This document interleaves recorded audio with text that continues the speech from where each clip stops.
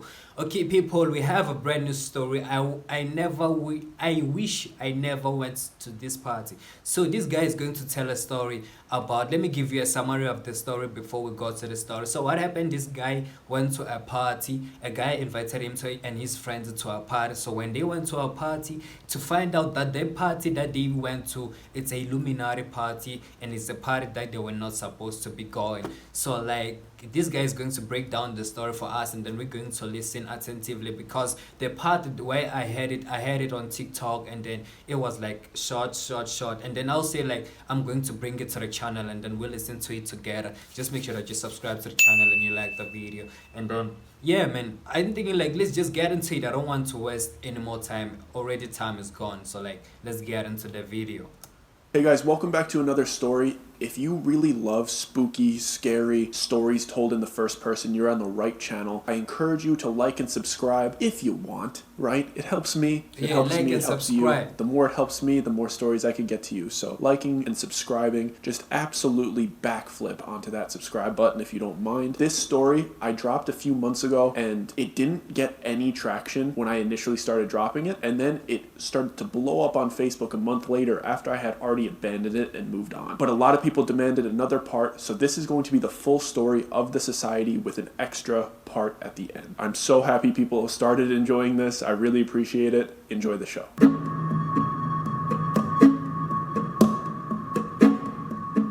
So this story is the reason I stopped making content for 5 years. You guys remember when all those Vine stars and skit Instagrammers moved to LA in like 2015-ish? So I wasn't a huge creator at the time, but I was there and around it all as all of that stuff was happening. I moved from Chicago to LA 3 weeks after high school with like $2,000 in my pocket that I saved up working at Steak and Shake with this other aspiring creator named David. I was much more into editing and being behind the camera at that time, and he was much more into Vine and vlogs and being on camera. That time of our lives was absolutely crazy. Everybody was broke, posting anything we could onto YouTube to get some attention. I happened to get a spot at the now notorious 1600 Vine Apartments, and David got a spot a little bit closer to USC. Everyone was collaborating with everyone, and it was the era of clickbait YouTube. And to be honest, it was extremely fun for the first few months, until Hollywood started to notice that influencers were the next big thing, and that the landscape of the industry was changing. And we started to get invited to more exclusive parties and events, where it seemed as if old Hollywood was almost grooming new Hollywood. And there was rumors of this one gathering that was happening on a monthly basis, where it seemed like anybody that got invited saw a massive jump in their numbers, secured huge brand deals right after attending. But apparently this gathering worked on a buddy system. Someone had to vouch for you and bring you as a guest. And by blind luck, me and David ended up getting invited. Some talent agents saw me and David shoot a silly skit at a random party. He didn't invite us that second, he just told us that he saw something special in us and took our contact information. And listen, people do that all the time in LA, but this guy had a different feel to him. He wasn't trying to convince us he had connections or hype himself up like everybody else does. He was just super calm and had a sharp way of speaking that demanded respect. He was extremely brief, and after getting our numbers, he just said, "Look out for the invite," and walked away. And this is where it gets weird. I never gave this guy my address, I only gave him my number. But I ended up getting an invitation by letter. And at the time, I thought that that was so cool. But in retrospect, as an adult, looking back at it, that alone was...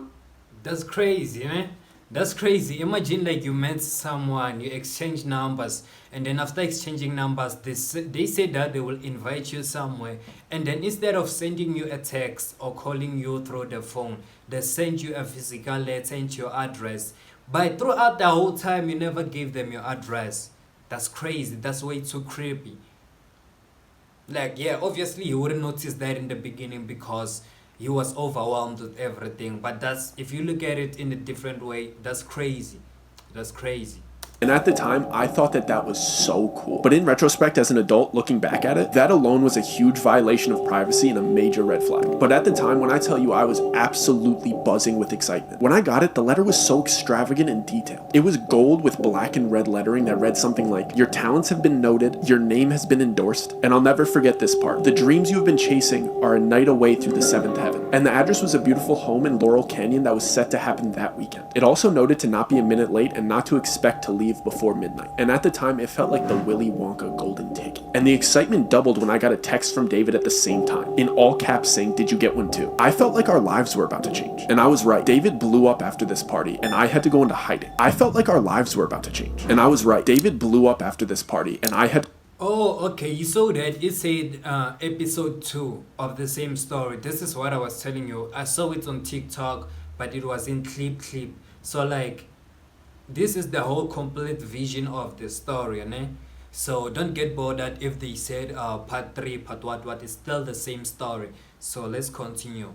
Had to go into hiding. I felt like our lives were about to change. And I was right. David blew up after this party, and I had to go into hiding. When I tell you I was on cloud 9 leading up to that party, I mean it. I was so young and naive and delusionally optimistic. I truly believed that I was going to go to this party and leave rich, because it literally seemed like that was happening to the creators around me that attended. I was hyped. I've never been a braggy person, but when you're young and excited, you get consumed by good news and want to talk to your friends and peers about it. So everybody that I chatted with who I knew was a content creator and was in the know about this party, I couldn't help but to tell them. And all the feedback was positive and along the lines of, let me know how it goes, or can you try to get me into the next one? And even some from bigger creators saying, I'll see you there, with like a little smirk on their face. Like they were pumped for me. Except for one conversation with a creator that most of you probably know. This creator is an extremely positive guy, and he's one of the most wholesome, bubbly, genuine guys I met out there. And when I told him the good news, if you don't know how to make chords, this is it. Congratulations. The chords are already made for you. We can extremely positive guy, and he's one of the most wholesome, bubbly, genuine guys I met out there. And when I told him the good news, he looked at me like I told him a tsunami was headed towards the building. The usual joy that this man brought to every conversation turned into real fear and concern, and he made me leave the lobby and come up to his apartment before explaining anything to me. Like he was scared that somebody was gonna overhear our conversation. When we got up to his apartment, he was just pacing, like he had no idea how to start this conversation. But when he finally spoke up, all he said was, listen Doug, I know you're excited, but I'm begging you, please do not go. That man is not who you think he is. He was being so frantic, and I could see tears welling up in this guy's eyes. But I was young, and I thought that I knew everything. I didn't even think the Yo, if someone tell you like don't do something and then you say like he's about to shed tears or he's shedding tears, I mean like don't do it, because like he have history with that thing, he have experience with that thing, and then he doesn't want you to encounter the same experience. If they say don't do it and then they look like they're shedding tears, please don't do it. Don't do it. Don't do it, because it's a little bit risky. talent agent that sent us the invite was important. I was interested in the connections, and I didn't really care if the talent agent was shady or if his intention was to sign me to a bad deal. I thought I'd just say no to any bad contract that he tried to send me, but still get to reap all the benefits of the party. So I tried to pry a little bit and ask follow-up questions, but all he gave me was, I have a friend who went and he hasn't been the same since he didn't cooperate. I don't know what he saw or what they did to him, but Doug, I do not want to see that happen to you. I don't know what he saw or what they did to him, but Doug, I do not want to see that happen to you. I start reassuring him that they won't make me do anything that I don't want to do. I don't even drink, let alone take any party favors. So peer pressure isn't much of an issue for me. I make up a lie to get out of the situation, because to be honest, I selfishly wanted to stay excited about this party, and I really didn't want to hear anything negative about it. So I jokingly told him that I'd text him when I got home, and that I had to leave to edit some videos tonight. What I was really doing was calling my dad to beg him for $100 to buy a rental suit. Mind you, we were all still poor, and I was living in an apartment that I could barely afford. My dad reluctantly sent me the money, and I immediately texted David to pick me up tomorrow at 5 p.m. so we could both get our suits before the party, and grab food before we head to the party at 11. When David picked me up the next day, he was so excited and in such a great mood that I had to hide my concerns from him, at least while we were shopping for the rental suits. I had to manufacture excitement because David always has his camera out, and I wouldn't just be spoiling the mood, I would be ruining the content that he was trying to record. So I went along with it throughout the shopping process. Our plan was to drop his car off at my apartment, walk to the In-N-Out Burger on Sunset Boulevard, eat, and then change into our suits in the bathroom and hop into the Uber, so we didn't smell like burgers. When we finally sat down to eat, I took that opportunity to bring up the warning that my friend gave me the day before in his apartment. I told him everything that he said to me and how scared he looked when he said it, and that I was feeling a little bit worried about going to this party. David cut me off before I even got to finish my sentence, and firmly said we're going, and then went on a rant about how my friend is a jealous clout chaser, and that he's just salty that his content isn't good enough, and would never be invited to something like this. He said it in a half-serious, half-joking tone like he always does when he wants to get his way. Then he finished off by guilting me and saying, Doug, don't ruin this opportunity for us. Please just get through this party for me. I'd never heard anybody talk about my friend that way, but I'd known David for so much longer, so I trusted his judgment. So I nodded my head and called the Uber. We changed in the bathrooms and hopped into the Uber, and David starts recording again, so I have to pretend to be excited again. But once we got off the side streets and started driving up Laurel Canyon, I started getting anxious and internally panicking. If you're not familiar with Laurel Canyon, it's filled with beautiful homes, but at night it's extremely dark and borderline freaky, especially when you consider all the history with the Manson murders in that area. Part of me feels like we're dropping ourselves off into a setup, but once we arrive, all of my worries get washed away. We pull into the driveway and this house is beautiful and extravagant, and everyone waiting in line to walk in is smiling and laughing and friendly. So I get excited again. At the door, they take our phones and have us sign an NDA, which isn't uncommon in house parties like this in LA. And they give us a mask and a name. they signed an NDA. An NDA, I'm thinking like, not like I'm thinking, they are referring to a contract that state like everything that's happening within the metros or within the area or the event that you're attending. It's confidential, and then you cannot share it. It's private, and then there's no sharing on information. There's no sharing of anything, no pictures, no breaking down the law. It's like a contract with rules of what's going to happen and how you're going to operate. That's an NDA. And then if you sign that, you have to abide by those rules because you signed a order from the court.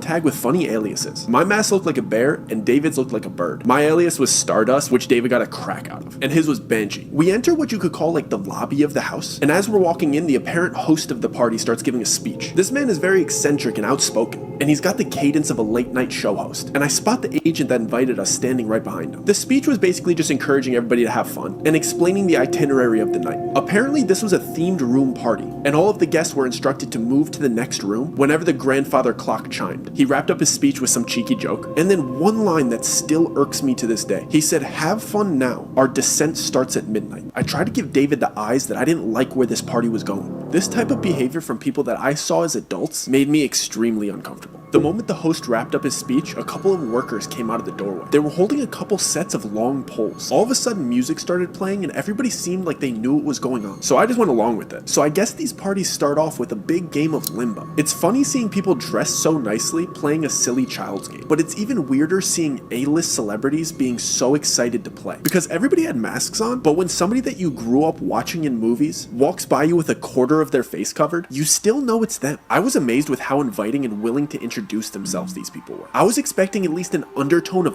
uppityness in there, but it seemed like everybody was involving everybody in conversation, and they were frequently introducing themselves to me with their alias, of course. The only thing weird about it was something that I didn't notice until the Wow, there are so many red flags on this party. I mean, the video haven't gone too far, but there are so many red flags already. Like, the red flag number one, they said on the speech, have fun now because our descent start at midnight. They are wearing masks. They are attending the event in a dodgy place. His friend told him not to go to the party. I mean, there are so many red flags, so-called red flags. There are too many red flags. I can't lie. But let's just hear where is this going. Introducing themselves to me with their alias, of course. The only thing weird about it was something that I didn't notice until the third person did it. When they shook my hand, they pressed their thumb into the soft part between my thumb and my pointer finger. And I only recognized the pattern because the third guy gave me a big smile and said, "This must be your first time here." In retrospect, this should have alarmed me, but it seemed like they got friendlier when they realized that it was my first time here. So I didn't really think anything of it. Guys, wait, important message. First of all, I'm Rory Reid, and you're watching Auto Trader. Here's why.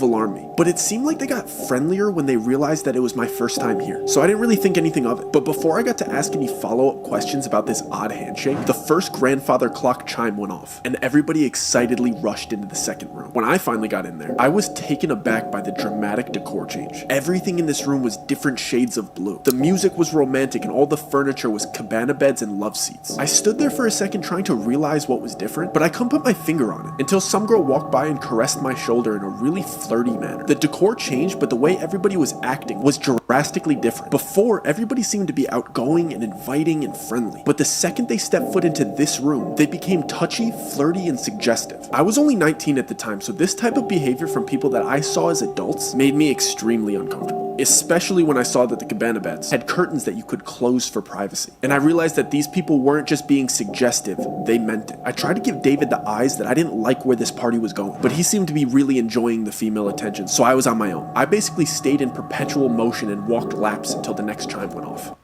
It's crazy. It's crazy when like you have type of friends that will love things, and then like you hang out with them, and then they can't even listen to you what you're saying because like they are too drive by this thing called fame, because they want to be famous. They're tasting the taste of wealth. You understand? So like they can do anything and then they can't even listen to you. It's crazy. It's crazy. I think like he should have left a long time ago because like he's the one seeing these red flags and then his friends does not care about them. I'm telling you the truth.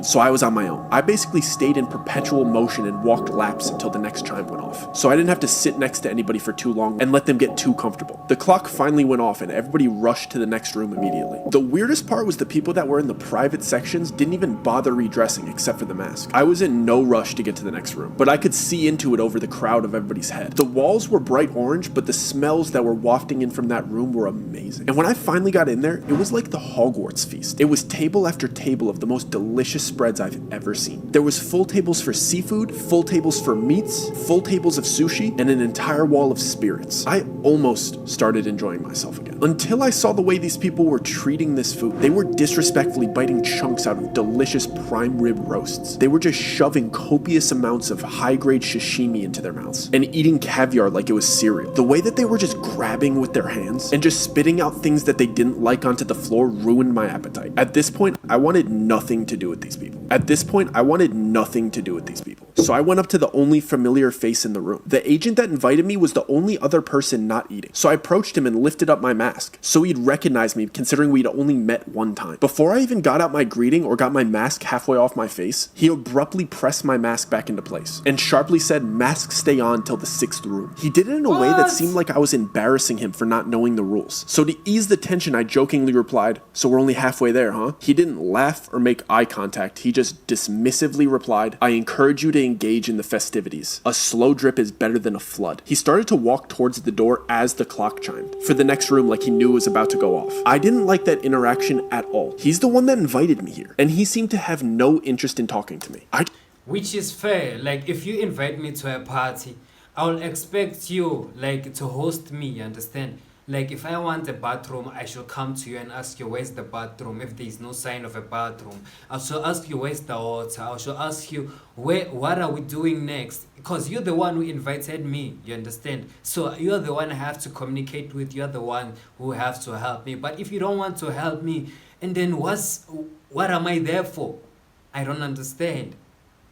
Okay, this is a pretty good story. Let's interaction continue. At all. He's the one that invited me here, and he seemed to have no interest in talking to me. I just kept going over what he said the entire time while we were in the next room. This room was yellow and basically just a casino. I wanted to talk to David privately and let him know that I wanted to leave, but he seemed to just be caught up in the momentum of the party. Plus, there was a roulette table in the room, and David's freakishly good at roulette. So at this point, the winning streak that he's building is the center point of the party. I can't fully focus on what the agent said to me because I have to pretend to be excited about David's winning streak in a fake casino where you're not actually winning money. And like clockwork, the chime goes off. The entire party starts rushing to the next room again, and the vibe changes dramatically. I'm the last person to walk into the bright red room. This room didn't seem to have a specific activity like the others. It was just empty and bright red, and everybody was whispering to each other. For a split second, I thought it might be a big game of telephone or something silly like that. But as I started walking through and brushing shoulders with these people and hearing what they were saying to each other, I started questioning everything. The same people that I saw laughing and celebrating and eating together were whispering the most heinous, offensive comments directly to each other. I mean things that you wouldn't even say behind your friend's back, they were saying it to their face. I'm talking friendship-ending secrets and personal opinions about each other laced with envy and jealousy. I hurried to a quiet corner because I was sick of hearing everybody's dirty laundry after walking around for a minute and a half. And it all clicked. I knew exactly what this party was. I see the host ask the first person in line a question before having them repeat something that he said. When I tell you I am done with this party, I'm absolutely not doing that. All the dots start connecting in my head while everybody's being horrible to each other around me. I'm trying to recap the whole night and remember the order of each room to solidify my suspicions, but the chime for the next room goes off. This time, everybody gets eerily quiet and calm, like they got all of their venom out. The host of the party announces for all of the newcomers to come to the front. All of the attendees.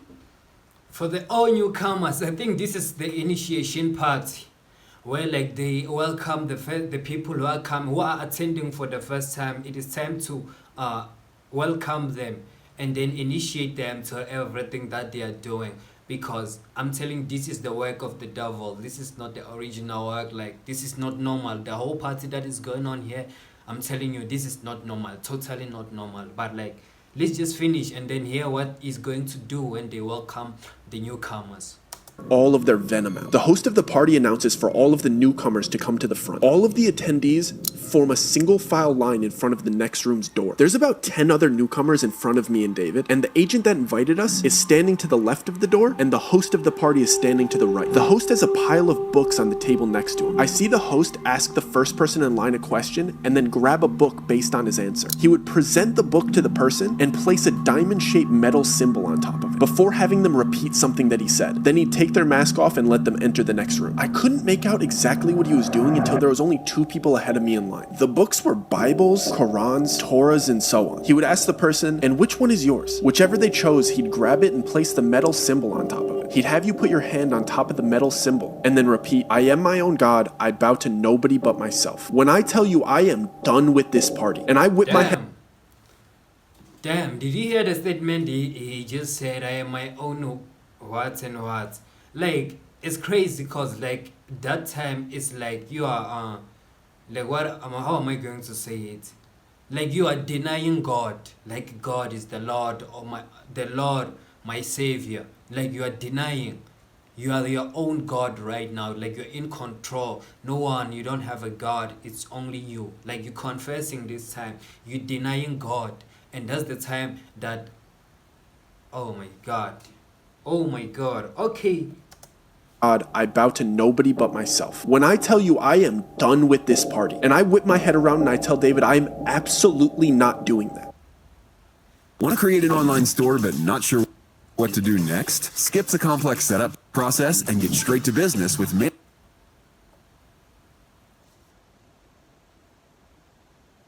I am done with this party. And I whip my head around and I tell David I am absolutely not doing that. David whispered back in a joking tone like he always does. "Dude, it's just a party, who cares? I'll see you in the next room." And he skipped me in line to show me that he'd do it first to make me feel more comfortable. He went through with it and giggled his way into the next room. It was my turn, so I tried to play it cool and whisper to the host, David, I don't understand what type of a person is David.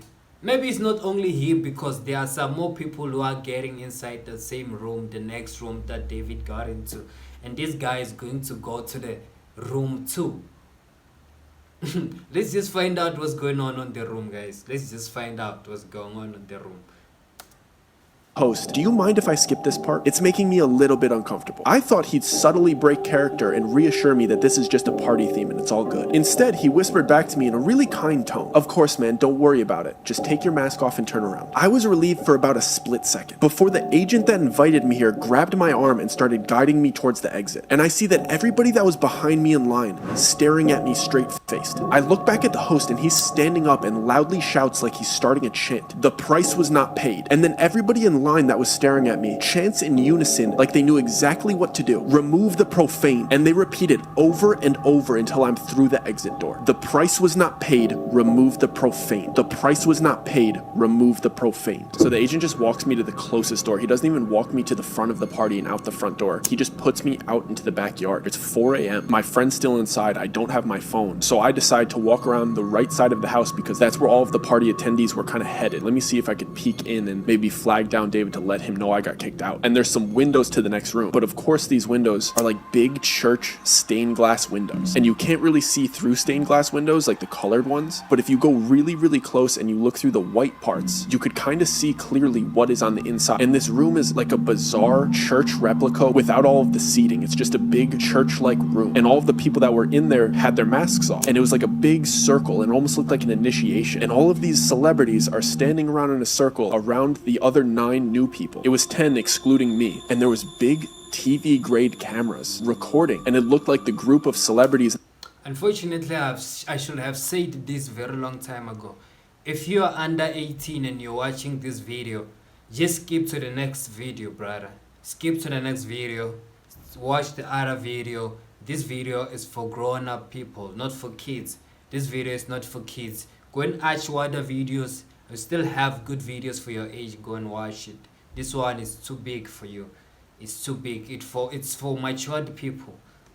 You understand? Kids, no kids here now. And there was big TV grade cameras recording, and it looked like the group of celebrities and everybody else that was there was kind of cheering them on, but then there was clearly people in there that were much more serious and kind of threatening, and the 10 new people were in the middle of this room being forced to do horrible things that I wish I could unsee. And the new people clearly didn't want to do these things. They were being forced to do these things. And they were clearly recording it. And I see my friend being forced to do these horrible things in front of these people and in front of these cameras. I just start panicking. I don't know what to do. So in my head, I'm like, I just need to get out of here. So I start speed walking. Wait, when he said they were doing like horrible things, I'm thinking like they were doing like they were getting naked in front of other people while they were recording all those scenarios, because that's those evidence they want to use it to blackmail you when you want to leave the occult, you understand? When you don't want to be part of them, they're going to use that evidence to expose you that you have done this and this. And then when you say I want to quit, and then they say don't forget that we have this type of evidence on you, it's not easy for you to quit, because you know that if your wife find out about these things, your kids, your family, it's going to be on some other, you understand? So I'm thinking that's the type of horrible things he's referring to that they were recording at that time. Okay. To the front of the house, and I'm thinking I need to get out of this gate. There's only one street. We're on Laurel Canyon, so it's either Help! Help! Help! Oh yeah. the front of the house, and I'm thinking I need to get out of this gate. There's only one street. We're on Laurel Canyon, so it's either I go left and start running towards Studio City, or I go right and start running towards West Hollywood. I'm not about to go knock on other people's doors. I'm just trying to get back to like civilization, and I'm trying to remember if we're closer to Studio City or if we're closer to West Hollywood. I don't even know. As I get to the front of the house, one of the employees is standing there, and he's standing in front of a car, and he has my phone. I'm not sure if he knows that I just saw everything, so I'm kind of standing there deer in headlights, but he just politely goes, "Here's your phone and here's your ride. Don't worry, the driver will take you home." So I take my phone and I sit in the car, and I'm trying to gauge to see if this driver has any malicious intent, but he doesn't seem to. And within the first 3 minutes, I know that they don't think I saw anything. They were just getting my stuff prepared and my car prepared to take me home, because they're under the impression that I didn't see anything too bad, and I got kicked out before any horrible things started happening to people inside of this party. So I get in the car and I'm checking my phone, and my phone was fully charged when I got here, so I don't know what they did, but my phone won't turn on. I have to sit through this 30-minute car ride. One of my best friends is back at this party getting mistreated and recorded doing horrible things, and I can't tell anybody. So I get through this 30-minute horrible suspense-filled car ride thinking about all of the people that were so nice to me inside of this party, and the whole intent of this party was to butter me up to get me to do these horrible things. And when I finally get back to my apartment, I run upstairs, I plug my phone into the charger, and the first texts that come through are from my friend Joe. And I completely forgot that my friend Joe was coming to visit me. He was coming on a little mini vacation, and I was going to play tour guide and show him around the city. So now I'm thinking I only have like 4.5 hours to sleep before I have to go pick up my friend from the airport, and I still don't know if my other friend is okay. So I'm blowing up David's phone because he's still at this party, but I set a timer so I get to the airport to pick up my other friend. So I barely get any sleep. I drive to LAX to go pick up Joe, and I drive him back to my apartment, and when I'm coming back into my apartment, David's in the lobby, and he's talking to some other big creators, like bouncing video ideas. It's like 9:30, 10 a.m. at this point, so we're just kind of having coffee by the cafe and chatting. I tell Joe to go upstairs to my apartment and drop off his luggage, and I go ask David if I could talk to him really quick. I'm clearly very distressed, and he's Okay, if you are lost, David is the same guy, which this guy and David and this guy, they are the people who went to the party, and then David was left at the party, and then this guy went back home, and then this is the time where they have to update him on what happened in the party.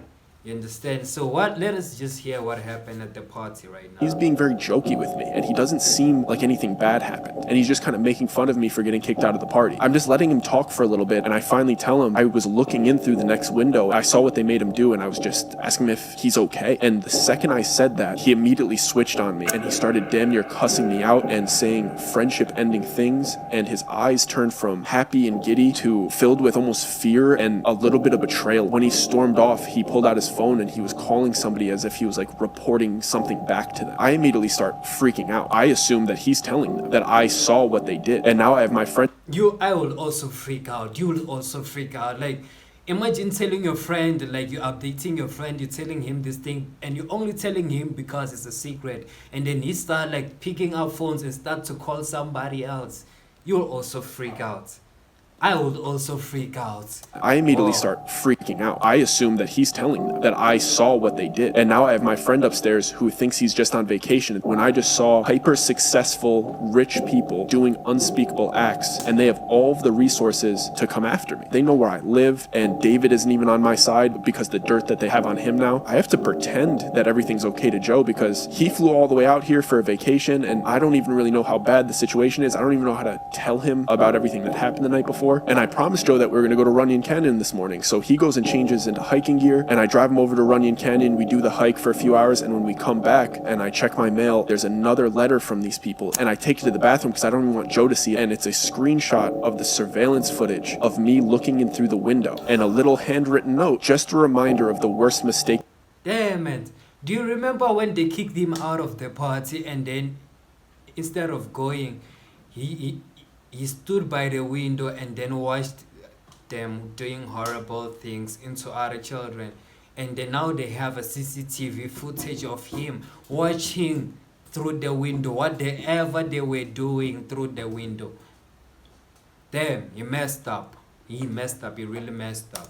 Of me looking in through the window and a little handwritten note, just a reminder of the worst mistake you've ever made. Curiosity killed the cat. And I start freaking out. I know that David just betrayed me and told them that I saw, and now they have proof that I saw. Now I'm just a walking liability to them, and now they're threatening me, and that was the worst mistake that I've ever made, and insinuating that curiosity killed the cat. I'm the cat, but it's still not enough to tell Joe about what happened. So I just go on with this charade, and I'm just playing tourist, bringing my friend around the city, and the first day nothing happened. And to this day I firmly believe that the only reason they didn't do anything to me is because Joe was there with me that whole week, and he had just finished the police academy and he was officially a police officer. So I think me being with him is the only thing that kept me safe, because they weren't willing to do anything to a police officer. And I knew for sure they were keeping an eye on me the next day, because Joe asked me the night before if I had half and half for our coffees the next morning, and I didn't have any half and half, and he just jokingly said, "Who has coffee and doesn't have half and half?" It was a conversation in passing, it was a joke, and the next morning we woke up and there was a full half. We've got first contact. One of the biggest and most profound questions. Half and half. It was a conversation in passing, it was a joke, and the next morning we woke up and there was a full half and half in my fridge. And the only reason I noticed that is because Joe said, "Thanks for running out early and grabbing half and half. You didn't have to do that." I was kidding. I didn't go. So they slept and there was no half and half in the fridge, and then when they woke up there was half and half inside the fridge.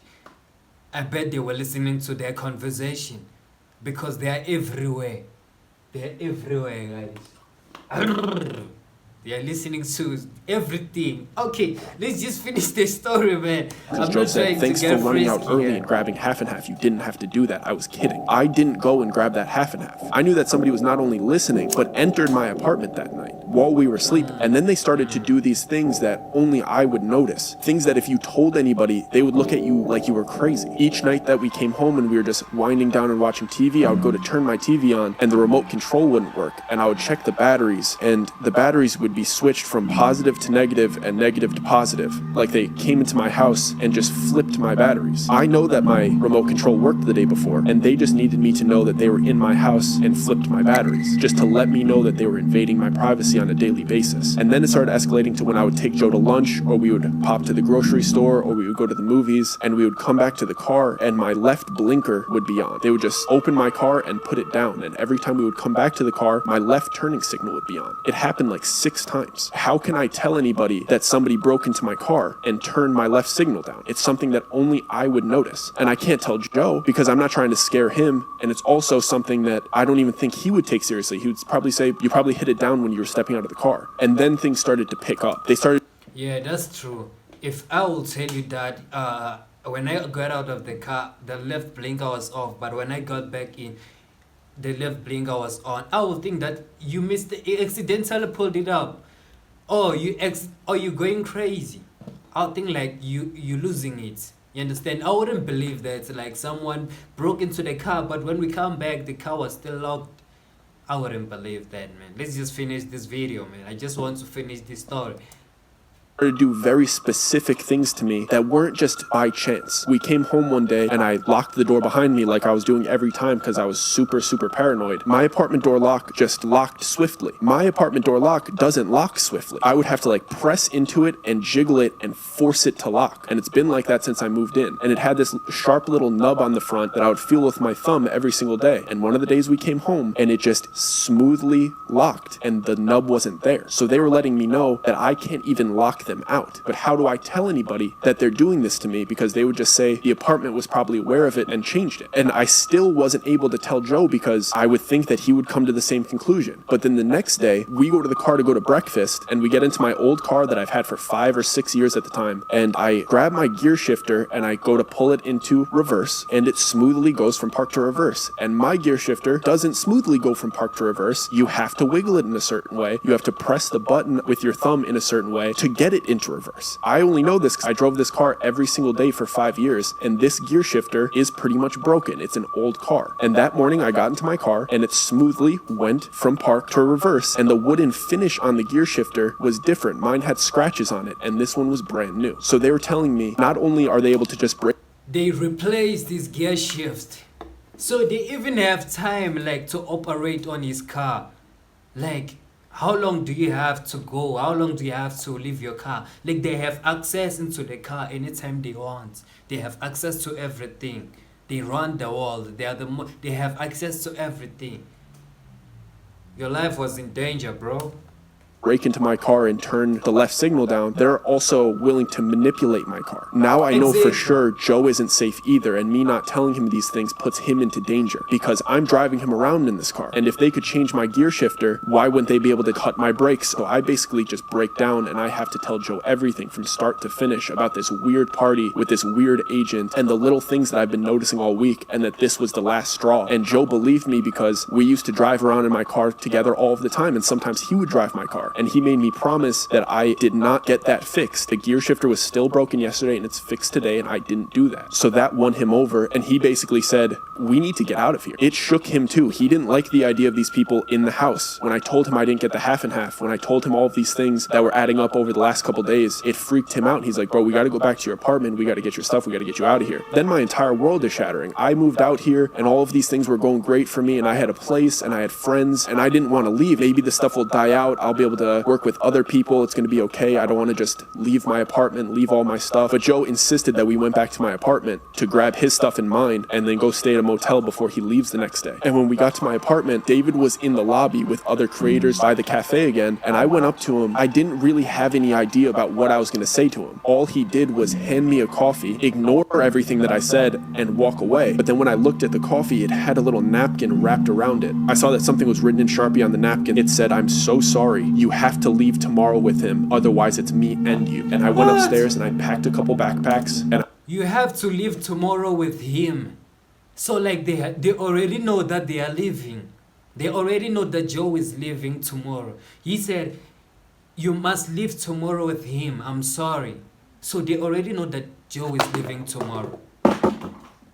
That's what I'm saying. They know everything. They know everything. I left LA the next morning with my friend and I never went back. Joe and I rushed out of that city as fast as we could. I packed as much of my stuff as I could and we just started driving. We were both genuinely scared for our safety at that point. So we decided to skip Joe's scheduled flight and just drive to Las Vegas. And then we were just gonna fly home from there. There was something that just felt comforting about being out of the state. Not to mention Joe wanted a real briefing about what went down. Because I had just basically told him the cliff notes and begged him to believe me so that we could pick up and leave as soon as possible. For the first 2 hours of the drive, we primarily kept our heads on a swivel and just made sure that we didn't take any wrong turns to further extend this trip. There were a few cars that made me feel like we were being followed, but it was just my paranoia enhancing an A-type personality driver into a stalker. Once we were out of California's state lines and into Nevada, we could both finally exit. I felt real relief wash over me for the first time since I got kicked out of that party. We stopped about 15 minutes into Nevada at a pit stop. We used their Wi-Fi to book a hotel for Vegas that night, along with the plane tickets tickets for the next morning. Once we had our escape plan fully booked, Joe just started laughing and I couldn't help but just start laughing too. We shared a lot of crazy stories growing up and we always seemed to find ourselves in sticky situations together. So it was just hilarious that his fun trip to visit me turned into this. It felt really good to laugh about it because it made me feel like it was finally over. We got back into the car to continue our drive and Joe playfully said, "So you have 1 hour to explain to me why we're fleeing Los Angeles over some half and half and a gear shifter before we get to Vegas and we make this trip worth it." I realized how bizarre this whole situation must have looked from his perspective. He flew in for a fun vacation and arrived to see his friend in a crisis. As I started to explain to him the series of events, things really started to click for me, especially with his Wait, I'm thinking like, for him, Joe visiting him, like, it was the work of God, because like, if Joe didn't visit, he wouldn't have this idea of like escaping the state. He would have stayed there. And then like they were going to kill him. They will have an opportunity to kill him if Joe was not around, because they didn't want to kill him. They could have killed him. They could have cut his brakes. They could have shot him. But they couldn't kill him because Joe was always around, because he visited for vacation. But if Joe was not around, I swear this guy, we're going to say something else. Input as a police officer. I'm going to recap some of the events that I had already explained, but with the conclusions that we came to together. Clearly, the man that invited us to the party was a predator, and we were just perfect targets for him. We were young kids with enough of a following on socials to influence all of the other young creators in the area. We had just made a major change in our life by moving across the country, and we were completely isolated from our families who we could consult with about important decision making. And we were in a bad financial situation because at the time, just having a following on the internet didn't equal revenue. We were perfect targets to be indoctrined into a system where they could have full control over our budding careers. And apparently that's exactly what cult-like communities look for potential members. Not to mention, we were in LA trying to make a career in entertainment, and it seemed like they held the key to our dreams. As I was explaining to Joe the invitation and how it showed up to my house, we came to the conclusion that this guy approaching us at that party was not a coincidence. He had to have been scouting us prior to the time that I thought that we just met by chance. The party itself was a trap as well. When I finally had the chance to process what he said to me about the slow drip is better than a flood, it really started to make sense. Each room was designed to slowly introduce you into giving into temptation and sin. Everybody there being so nice and inviting was clearly on purpose. Seeing all of these people that you've looked up to for years indulging in these temptations of each room and inviting you to join in with them is perfect peer pressure. You don't want to let your idols down, so you voluntarily engage in an activity in each room that just gets progressively worse and worse. And of course, they start with flirtiness and overeating delicious food. And of course, spirits, because those things are so easy to give into. But the temptations of the night keep getting worse as you go on. He wanted me to feel the slow drip, so when it was time to commit the heinous acts of the 6th room, it didn't feel like a flood. Yeah, they wanted to introduce him like easy. If you like, they introduce you to something like exact, you'll be surprised, you'll be shocked, and then like you'll be scared. But when they slowly introduce you to that thing, like you become you come comfortable, like you feel like it's not a sin doing it. It's slowly but surely, you understand? That's fact. Those are facts.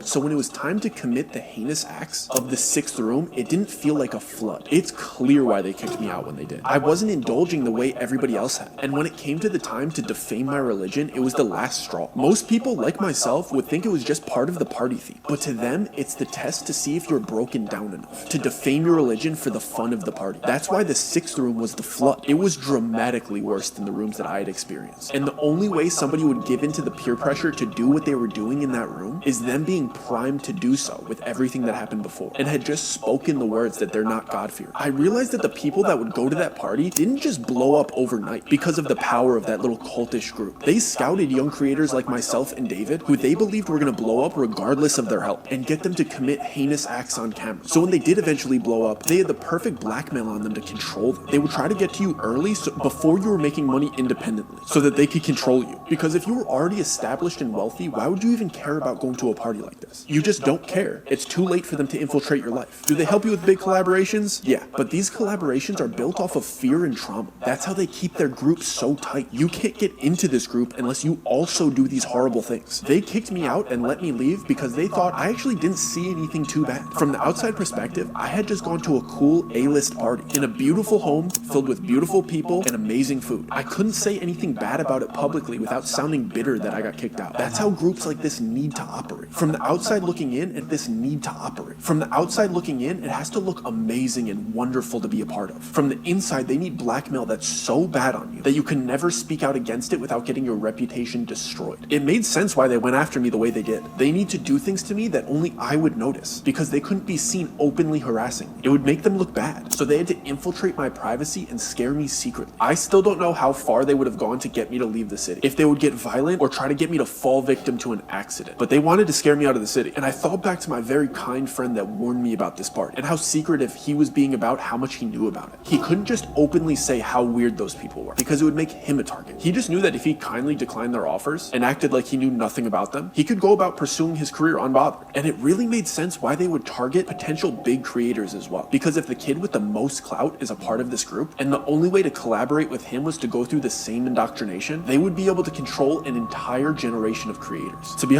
Facts. If you hear a big creator saying that I had to attend this party, I had to do this and this in order for me to become this big, and then you should attend the party, you will go and attend that party because you want to be big like them. That's the power of influence, you understand?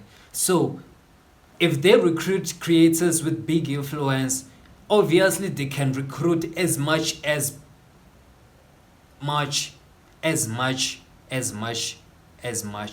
content creators as they want. Obviously, you understand?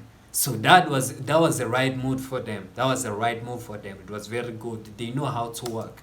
Be honest, they're very good at what they do. There was a clear system that they followed and the way that they approached harassing me out of the city. It was done at a professional level. Joe told me that it's called gang stalking and that most of the time it actually isn't happening. And what I mean by that is most of the time that somebody reports that a crime like this is being committed, it's actually a paranoid schizophrenic having an episode. So they harass you in a way that even the police department would consider it a mental disorder opposed to gang stalking. Everything about the way these people operate is cult-like and everything that they do is intentional. I was never even a conspiracy theorist or anything like that, but my perspective on show business in Hollywood completely changed on the way to Vegas. All the dots connected and I saw how truly evil some people in that industry actually are. And when I got to Vegas, I started to see how openly they show it. I know I've spent this whole time talking about how secret and exclusive this party was and how everybody that knows about it has their lips zipped shut, but when we had arrived at our hotel near the strip, I started looking around at the big signs and promotions and they really don't hide it. There was cultish symbolism in all of the music, live performances and movie trailers. What used to look like just cool designs and eccentric artists was blatant symbolism for what was actually going on. I will never look at showbiz the same after that. I'm extremely happy being an independent artist, safe in the middle of the country away from those cultish hedonists. I never received another letter or heard from David again, but what I can tell you is that everybody that was affiliated with that group became massively famous, but everybody involved fell as hard as they ascended and have had even more massive controversies. And to anybody pursuing a life in the arts or social media, do not fall into this trap. They will promise you everything that you've ever wanted, but they'll take it away whenever they please. And I promise you will hurt the people around you in the process. Welcome to the society. Guys, if you enjoyed this story and you want to watch more, I have plenty of full stories and episodes on the channel. We have the Stairs, the Giggler, and we got a couple more coming. So if you haven't subscribed already, I would deeply appreciate if you did. Of course, like this video. I'm an independent artist, so your likes and subscribes and comments mean way more to me than they would to a cultish.